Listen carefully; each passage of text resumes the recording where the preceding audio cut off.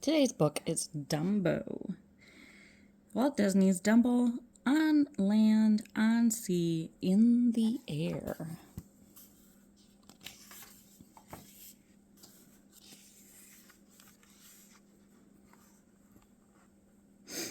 Mrs. Jumbo put her big yellow case into the train. That is that, she said. Now the circus is ready to go. All the animals were in their seats, but the train did not start. They waited and waited and waited, but the train still did not move. Finally, Mrs. Jumbo looked out the window. "Dumbo," she said to her son, "go see why the train does not start. We will be late."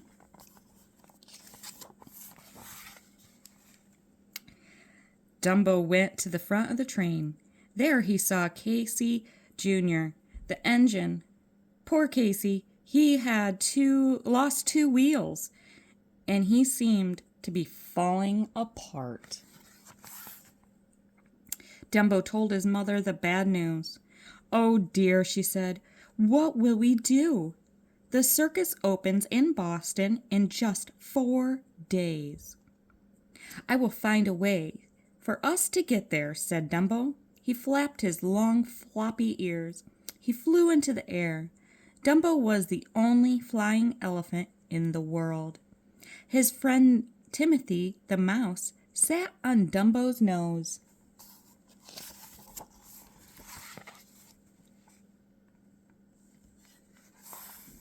Together, Dumbo and Timothy flew over the city. "Look," called Timothy, "a ship.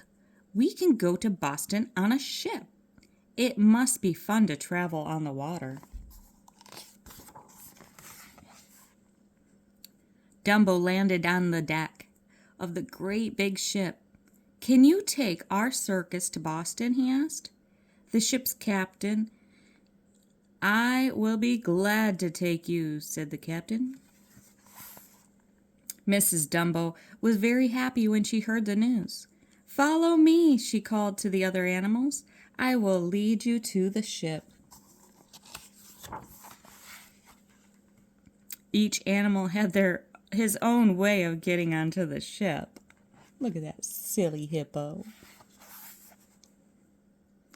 Mrs. Jumbo walked across the little bridge.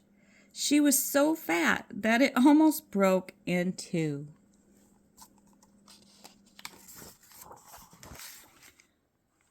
The giraffe grabbed the rail with its long legs. The bear swung over on a big hook. The rhino tried to climb through a lifesaver. "Look out, everyone! Here comes Tiger John on a rope. If he isn't careful, a flying fox will hit him."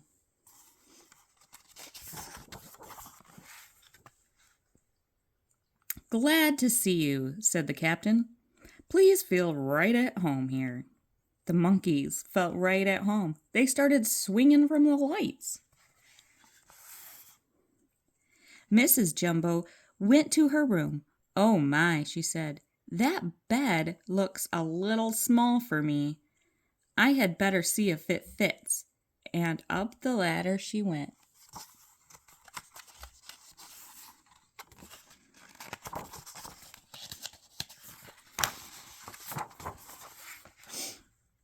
Crash!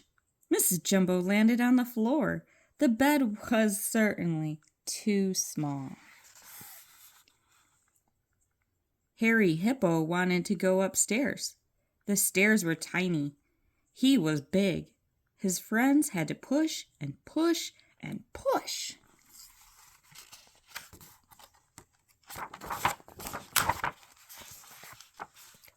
Wham!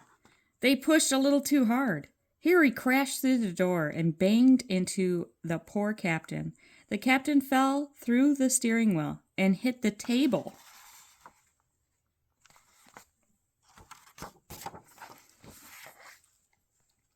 The captain was very, very angry.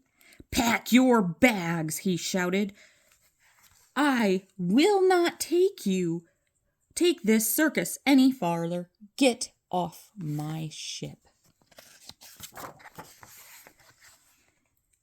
Dumbo and Timothy flew away from the ship as fast as they could. Now they had to find another way to get to Boston. They did not have much time. The circus had to be there in just 3 days. Soon they came to an airport. "Look at that big helicopter," shouted Timothy. "Maybe we can use that. Then everybody can fly, just like you and me."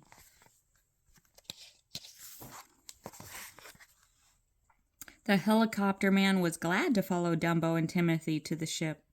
When the animals saw the helicopter coming, they all began to cheer. "Hooray for Dumbo!" they shouted. Dumbo's friends began to climb aboard the helicopter. What fun! The monkeys ran up the giraffe's neck, while a big net carried Mrs. Jumbo. The fox had a nice ride on her trunk. At last the animals were all set. Everybody had his own place. The seal even had water to splash in. What a good way to travel! As they rode, they looked out the windows at the bright blue sky. They had never gone so fast before. Flying was certainly fun. But suddenly, the wind began to blow. The sky grew black. Lightning flashed, and the rain poured down.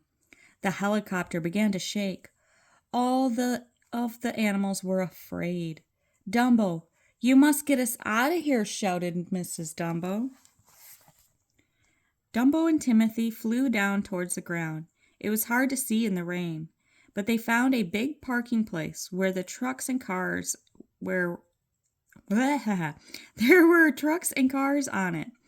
There was also room for a helicopter.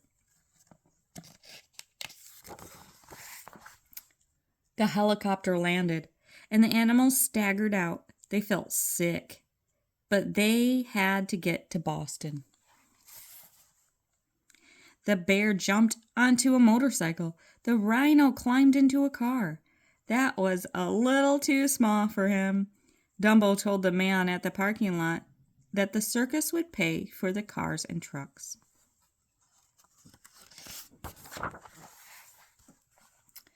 Mrs. Jumbo rode on a big truck. The tiger, the fox, and the parrot rode on top of her. They had a very good driver. A monkey driver. Harry Hippo had his own little car. It went very fast. The kangaroo found a wonderful new way to hop, much faster than the old way. At last, the animals reached Boston. Dumbo got them there just in time. "Hooray!" shouted the ringmaster. "Let's get this circus started." "Boys and girls, the circus is about to begin," called the ringmaster. And begin it did. Rhino and Fox were swinging on their trampies, and so were the monkeys. Mrs. Jumbo rolled around the ring on her ball. Harry Hippo stood on his head. Everybody was doing something. It was truly the best circus anybody had ever seen.